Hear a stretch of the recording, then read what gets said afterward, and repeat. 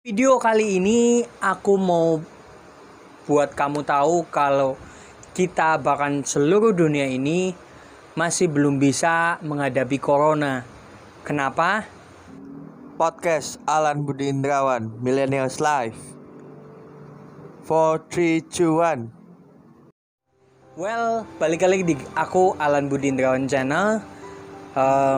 Topik kali ini benar-benar aku sudah pertimbangkan dalam hati dan pikiran kalau nyatanya kita memang belum bisa menghadapi virus corona ini, belum bisa dikatakan sembuh total kalau misalkan kita belum menemukan obat itu sendiri. Banyak ahli juga membicarakan bahwa virus corona ini bisa sembuh sendiri dengan imun tubuh yang melawan mereka. Yang sebenarnya imun tubuh ini bukannya bisa juga naik dan turun. Artinya mungkin pada saat kita terkena virus corona itu imun kita sedang tinggi, tapi pada saat kita sedang lengah itu seperti pencuri yang datangnya gak pernah kita tahu. Kenapa aku sebagai influencer bisa bicara seperti ini? Karena saya rasa bahwasannya belum semua rakyat di Indonesia khususnya itu memperdulikan tentang kesehatan kita. Contohnya rokok. Rokok ini El About yang isi 20. Karyawan saya ini bilang kalau harganya sudah 25.000. Padahal saya pernah belikan buat dia itu 22,5.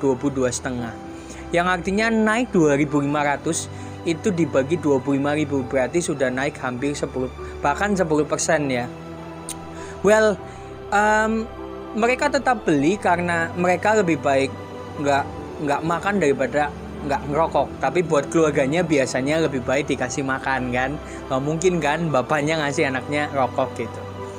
Nah, sebenarnya banyak banget yang juga aku coba lagi lakukan. Ini packagingnya. Jadi aku udah bikin masker dan aku sudah jual beberapa tempat.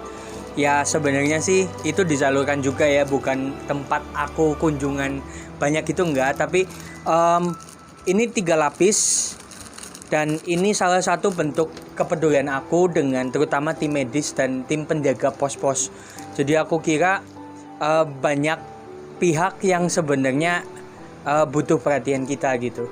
Nah, ini adalah satu langkah kepedulian yang mungkin kita bisa juga lakukan karena aku buat ini dengan penjahit lokal juga, sudah nambah dia pekerjaan dan nambah penghasilan. Aku juga bisa mengurangi resiko juga terhadap aku karena apa yang kita lakukan sekarang itu sangat berpengaruh.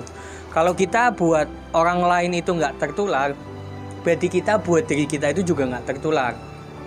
Oke, back to the topic.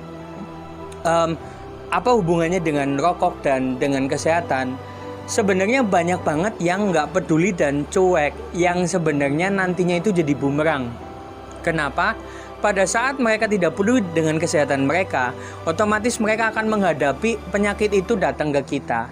Yang sebenarnya bahkan dunia yang sangat canggih, terutama Amerika. Bayangkan saja Amerika itu bisa menghadapi beberapa hal, terutama untuk perdagangan dunia. Perdagangan bisnis itu kan tentang apapun ya, tentang hubungan internasional, tentang juga bagaimana peran di dalam pasar. Mereka bisa kuasai gitu loh. Dunia ini awalnya kan dari dolar juga, terutama dolar Amerika gitu. Yang sebenarnya mereka harusnya punya uang dana yang lebih untuk bisa mengatasi hal ini, terutama banyak ilmuwan. Tapi nyatanya kecepatan virus ini tidak bisa diimbangi dengan banyaknya uang. Karena uang belum diartikan lebih berarti, bukan menjadi musuh berarti bagi si virus ini. Karena virus ini berjalan tidak pandang bulu. Nah, kenapa topik ini juga berkaitan? Karena sebenarnya ini sebab akibat. Artinya kita itu Indonesia punya penduduk yang cukup besar, bahkan nomor 3 atau 4 itu dari dunia, yang dimana sebenarnya kita punya peluang untuk menyalurkan virus ini akan lebih cepat. Yang dimana juga sebenarnya banyak hal yang disalahgunakan, terutama juga untuk pihak-pihak yang diuntungkan. Contohnya si para narapidana itu bisa dibebaskan tapi dengan syarat, tapi ternyata mereka tidak mengindahkannya. Tapi pemerintah kan juga sudah mengantisipasi ya. Aku coba buat kemerdekaan buat mereka, tapi juga jangan sampai mereka juga jadi sumber penyakit gitu. Tapi pada saat sudah diizinkan malah buat perkara. Jadi sebenarnya penyakit ini tidak akan sembuh pada saat obatnya itu belum ditemukan. Karena apa? Kalau kalian batuk, kalian pilek, kalian pusing, migrain, tapi nggak pernah diobati, kalian tahu kan rasanya seperti apa? Itulah gambaran dari penyembuhan dari corona. Jadi kalau kalian memang bisa menghadapinya dengan working from home atau kalian mengurangi keramaian, itu udah salah satunya untuk berteduh sejenak, tapi membantu dokter itu juga bisa menemukan formula untuk penanganan virus ini. Karena kalau kalian tetap dablek, dokter juga akan terus nambah kerjaannya, sedangkan sudah puluhan dokter, bahkan yang saya lihat juga udah 20 sekian dokter yang meninggal. Dan saya kira kalau kita bisa working from home dan juga kita bisa mengantisipasinya dengan mengurangi keramaian, kita bisa membuat dokter ada waktu luang untuk bisa menemukan formula itu. Yang dimana juga nantinya waktu mereka juga bisa punya waktu luang lebih besar, mereka akan lebih fresh untuk berpikiran karena mereka punya waktu untuk beristirahat. Jadi teman-teman millennialsku, saran saya, perbaiki apa yang bisa kalian perbaiki, tingkatkan imun tubuh kalian, dan jangan pernah menyepelekan kalau bisa bukan sembakonya yang dikasih, tapi sebenarnya ini masker. Kalau kalian ada tukang jahit atau kalian memang tukang jahit, cobalah atau mungkin minta bantuan donasi. Saya juga sebagai influencer siap untuk menginfluencing ya, jadi menyebarkan informasi kalau kalian butuh dana. Jadi saya juga dana sedikit, makanya saya harap masker ini bisa setidaknya membantu untuk memutus rantai penyebaran dari corona. Karena kalau sembako itu akan lebih tepat dari pusat. Tapi kalau masker, aktivitas orang-orang itu nggak bisa di-handle gitu, nggak bisa dikontrol. Karena apa? Bahkan sekarang pun mudik itu tetap ada. Makanya kan ada pos karantina 14 hari untuk pemudik-pemudik yang baru pulang gitu. Tapi yang jelas masker ini akan membuat kita juga tidak tertular, karena kita membantu orang untuk tidak menularkan ke kita dan juga sebaliknya. Dan juga keuntungan juga dari corona itu kan sebenarnya semuanya sedang direhatkan dan semuanya sedang dibuat introspeksi ya. Karena pada saat semuanya itu sedang tidak stabil di luar kendali kita, sebenarnya kita sedang lebih berpasrah sama Tuhan, dan juga kita sebenarnya lebih peduli dengan lingkungan. Kenapa? Karena pada saat corona ini melanda kita nggak pernah sadar kalau misalkan corona ini membuat kita menghilangkan egoisnya kita. Karena apa? Kadang kita terlalu sibuk dengan pekerjaan kita lupa untuk menyumbangkan setidaknya mungkin 5-10% untuk orang sekitar. Karena bagaimanapun lingkungan juga kontribusi ke kita. Kalau misalkan tidak ada rakyat yang membutuhkan produk kita, apa iya kita bisa menghasilkan uang? Itu kan mustahil. Dan kedua, negara pun juga membutuhkan kontribusi kita. Artinya sering banget kita lihat vandalisme atau mungkin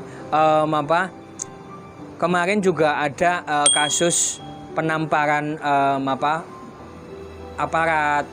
Jadi security menampar seorang perempuan yang dimana dia juga menolak untuk menggunakan masker. Sebenarnya kan kita sesungguhnya itu harus mengendalikan diri. Nah, bicara pengendalian diri ini sebenarnya bergantung sekali dengan semua aspek dalam hidup kita. Yang dimana kalau kalian itu sebagai pengusaha pemula, kalian harus bersyukur. Karena apa? Kalian belum menginvestasikan dana yang lebih. Jadi kalian tidak menanggung resiko sebesar orang yang sudah menginvestasikan yang banyak. Apalagi yang saya tahu, Lebaran adalah momentum untuk memukul semua kekalahan dan kerugian selama 1 tahun. Karena saya pun mengalami seperti itu. Saya membuat Lebaran ini menjadi momen untuk membayar semuanya dalam 1 tahun. Karena Lebaran itu orang itu akan spend money akan lebih banyak dan nggak pernah hitung-hitungan karena setahun sekali. Apalagi dengan keluarga yang disayangin. Dan kedua, Corona ini membuat semuanya itu jadi mengurangi kebiasaan yang buruk. Rokok ini mahal, tapi orang akhirnya berpikir kan, oh iya rokok, kalau di daerah saya, rokok wis larang ge, kantong wis tipis lah, orang toko lah, nggak beli lah karena mahal. Karena biasanya 22,5 naik 2.500 saja udah luar biasa. Gula pasir sekarang 15, intinya harganya itu akan lebih mahal dan juga jadi orang tuh berpikir gitu loh, wah aku beli apa enggak ya. Dan kedua, gula pasir. Banyak penyakit diabetes dan komplikasi itu sebenarnya karena gula pasir. Karena apa? Gula pasir itu buat kadar gula kita naik dan dia juga bisa salah satu penyumbang obesitas lah, karena manis kan salah satu penyumbangnya gitu. Jadi orang-orang kita terutama Indonesia itu lagi mengurangi untuk kebutuhan itu. Karena apa? Karena kebutuhan naik, otomatis juga seperti telur sekarang kan sudah 25.000 saya beli terakhir. Tadinya kan 22.000. Tapi syukurlah sayuran juga harganya masih murah. Pasar tidak terlalu naik kecuali apotek hidup. Kencur, terus jahe. Jahe dulunya 18.000 sekarang bisa 40.000. Oke, singkatnya sebenarnya kenaikan harga ini sebenarnya membuat kita itu nggak panik buying. Karena apa? Kalau panik buying, bayangkan aja kalau harganya murah, semuanya itu pasti dibeli. Dan kalau misalkan kita sebagai rakyat yang kecil, maksudnya rakyat yang membutuhkan, bagaimana nasib kita? Jadi bersyukurlah tentang apa yang sudah terjadi, tapi jangan pernah menyerah, karena sebenarnya kita bisa melalui dengan apa? Bergandeng tangan dan berdoa sama Tuhan. Dan juga selalu sepakat dengan apa yang pemerintah lakukan. Karena bagaimanapun kalau pemerintah itu jahat sama kita, otomatis dia akan melihat rakyatnya terbengkalai. Pasti dia akan dikenang sebagai perusak bangsa. Tapi kan nggak mungkin lah, apalagi ini global ya. Jadi masalah ini nggak mungkin akan dikenang sebagai peristiwa. Karena masalah ini sudah jadi peristiwa tanpa kita buat. Kalau misalkan mereka di pemerintahan itu main-main, itu akan disorot dunia sekali. Terutama Bapak Jokowi, saya yakin beliau akan bertanggung jawab. Jadi dan juga terutama yang terakhir, untuk para pemudik, harap-haraplah kalian tahu kalau misalkan sebenarnya harga mahal ini juga buat kalian sadar bahwa pulang kampung itu akan lebih mahal resikonya. Karena pada saat kalian pulang, kalian juga akan bisa menularkan ke orang-orang yang yang nggak kena jadi kena. Bukan kalian penyebabnya, tapi inang dari virus ini bisa nempel di kalian. Karena kalian pasti berinteraksi itu dengan semua pihak tanpa kita tahu siapa dan gimana kondisi kesehatannya. Jadi pada saat kalian juga pulang dengan ongkos yang tadinya cuma 100.000, sekarang travel itu bisa 500 bahkan 700.000 per orang ya, dan itu minimal itu sekitar 4-5 orang. So, jadi teman-teman millennialsku dimanapun kalian berada, tetap sehat dan tunggu videoku selanjutnya. Sampai jumpa, jangan lupa subscribe ya. Bye bye.